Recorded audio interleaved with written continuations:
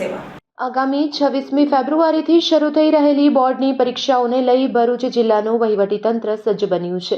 વિદ્યાર્થીઓ તણાવમુક્ત વાતાવરણમાં પરીક્ષા આપી શકે તે માટે જિલ્લા શિક્ષણ વિભાગ દ્વારા ખાસ હેલ્પલાઇન જાહેર કરવામાં આવી છે। આ સાથે જ સામાજિક ઉત્તરદાયિત્વ નિભાવતા ભરૂચ જિલ્લા રિક્ષા એસોસિએશનને કોઈપણ કટોકટીના સમયે પરીક્ષાર્થીઓ માટે નિઃશુલ્ક મુસાફરીની જાહેરાત કરી પ્રશંસનીય પહેલ કરી છે। જિલ્લા શિક્ષણ અધિકારી સ્વાતિબા રાઉલે પરીક્ષાર્થીઓને આત્મવિશ્વાસ જાળવી રાખવા અને અફવાઓથી દૂર રહેવા અપીલ કરી છે। તેમણે વાલીઓને ખાસ વિનંતી કરી છે કે તેઓ બાળકો પર ગુણ મેળવવાનું બિનજરૂરી દબાણ ન લાવતા તેમને પ્રોત્સાહિત કરે। પરીક્ષા દરમિયાન કોઈ પણ માર્ગદર્શન કે મુશ્કેલી માટે શિક્ષણ વિભાગે 02642 240 424 નંબર ફરીવાર નોંધી લેશો। 02642 240 424 કંટ્રોલ હેલ્પલાઇન નંબર જાહેર કર્યો છે, જ્યારે તાત્કાલિક પોલીસ સહાય માટે 112 પર સંપર્ક કરવા જણાવાયું છે। પરીક્ષાના દિવસે જો કોઈ વિદ્યાર્થીને વાહન ન મળે અથવા મોડું થતું હોય તેવી ઇમરજન્સીમાં ભરૂચ જિલ્લા રિક્ષા એસોસિએશન મદદે આવશે। એસોસિએશનના પ્રમુખ આબિદ મિર્ઝાએ જાહેરાત કરી છે કે પરીક્ષાર્થીઓને કેન્દ્ર સુધી પહોંચાડવા માટે તેઓ નિઃશુલ્ક સેવા આપશે। આ સેવા મેળવવા માટે હેલ્પલાઇન નંબર 8730135547 જાહેર કરવામાં આવ્યો છે। શિક્ષણ વિભાગ, પોલીસ તંત્ર અને રિક્ષા એસોસિએશનના આ સંયુક્ત પ્રયાસોને કારણે જિલ્લાના હજારો વિદ્યાર્થીઓ અને વાલીઓએ રાહતનો શ્વાસ લીધો છે। પરીક્ષાના સુચારુ સંચાલન માટે દરેક કેન્દ્ર પર પોલીસ બંદોબસ્ત અને સીસીટીવી કેમેરાની દેખરેખ પણ સુનિશ્ચિત કરવામાં આવી છે। જય હિન્દ।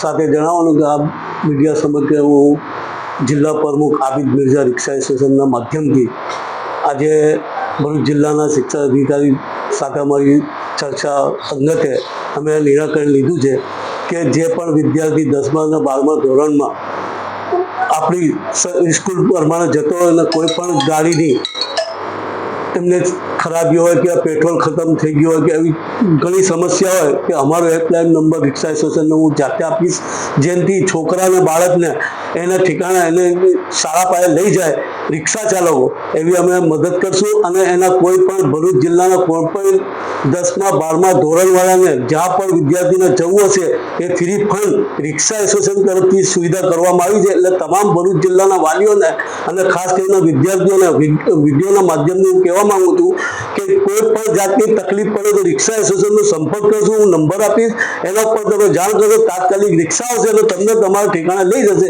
જેનો કોઈ પણ ચાર્જ આપવામાં નહીં આવશે।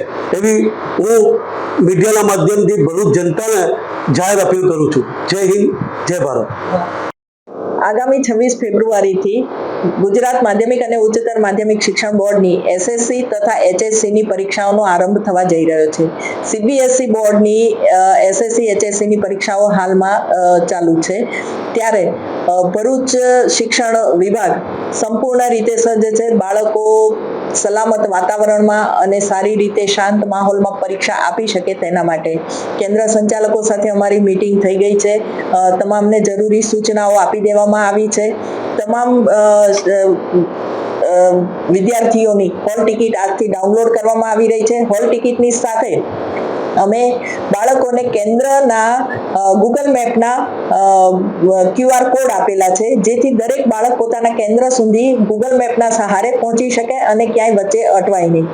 આ ઉપરાંત કલેક્ટર સાહેબ સાથે અને એસપી સાહેબ સાથે પણ અમારી મીટિંગ થઈ ચૂકી છે। ભરૂચ પ્રશાસન અને એસપી કચેરી પણ આપણી સાથે છે, જેથી બાળકો સલામત વાતાવરણમાં પરીક્ષા આપી શકે।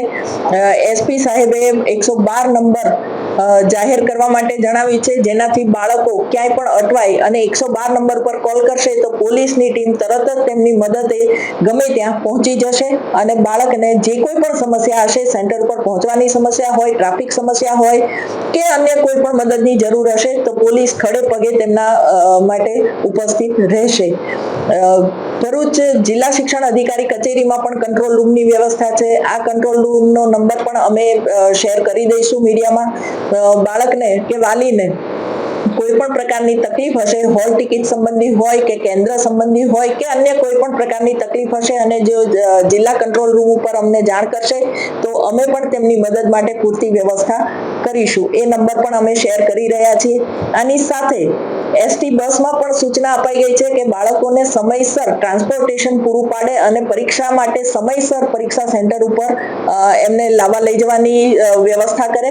એ ઉપરાંત ભરૂચ રિક્ષા એસોસિએશનના મિર્જાભાઈ સાથે ચર્ચા થઈ છે અને એસોસિએશને અમને ખાતરી આપી છે કે કોઈ પણ પરીક્ષાર્થી બાળક જો ટ્રાફિકમાં અટવાયેલું હશે અથવા તો એને ટ્રાન્સપોર્ટેશનની કોઈ તકલીફ હશે તો રિક્ષા એસોસિએશન એમનો એક નંબર આપશે અને એ નંબર પર કોલ કરવાથી બાળકને જે કેન્દ્ર ઉપર જવું હશે એ કેન્દ્ર ઉપર એને લઈ જવાની વ્યવસ્થા કરવામાં આવશે. સાથે વાલીઓને મારે અપીલ કરવાની છે કે માહોલ અત્યારે અફવાઓનો છે. કોઈ પણ અફવાથી ગેરમાર્ગે દોરાવવું નહીં. માહોલને પેનિક કરવાની કોશિશ નહીં કરવાની. બાળક મહત્વનું છે, બાળકની પરીક્ષા મહત્વની છે. પરીક્ષા વિશિએટ થાય એવી કોઈ પણ પ્રવૃત્તિથી, એવી કોઈ પણ અફવાથી આપણે દૂર રહીશું. બાળક શાંત માહોલમાં સલામતી અનુભવતા પરીક્ષા આપી શકે એના માટે કોઈ પણ પ્રકારની અફવામાં આવવું નહીં, દોડાદોડી કરવી નહીં. પહેલા કોઈ પણ તમને કોઈ પણ પ્રકારની અફવા મળે છે તો પહેલા ખાતરી કરી લો, અમારા કંટ્રોલ રૂમ ઉપર અમને પૂછીને ખાતરી કરી લો અને પછી એ અંગે શું કરવું એ અમારી સાથે ચર્ચા વિમર્શમાં રહેવાનું. બાકી બીજી કોઈ અફવાઓના ગેરમાર્ગે દોરવાઈ અને ખોટા પગલાં ભરવાના નથી. વાલીઓને મારી ખાસ અપીલ છે. ખાસ બીજી પણ એક અપીલ છે કે આ પરીક્ષા દરમિયાન વિદ્યાર્થીઓ લેપટોપથી કે મોબાઈલથી કોને મેઇલ કરે છે કે શું મેઇલ કરે છે એ ઉપર ખાસ જરા નજર રાખશો, જેથી બાળક પરીક્ષાથી ગભરાઈને ખોટા થ્રેટનિંગ ફેક મેલ કરવાથી દૂર રહે. બાળકને સાંત્વના આપો કે પરીક્ષા એ છેલ્લો મુકામ નથી. જીવન ચાલતું રહે છે. આ પરીક્ષામાં ધારો કે નાસીપાસ થવાય તો આગળ બીજી પરીક્ષાઓ આપી શકાય તેમ જ છે. જુલાઈમાં પૂરક પરીક્ષાઓ પણ આવવાની છે. બાળકને ખોટો સ્ટ્રેસ કે ટેન્શન થાય એવું વાતાવરણ ઘરમાં રાખવું નહીં. આ મારી ખાસ નમ્ર અપીલ છે.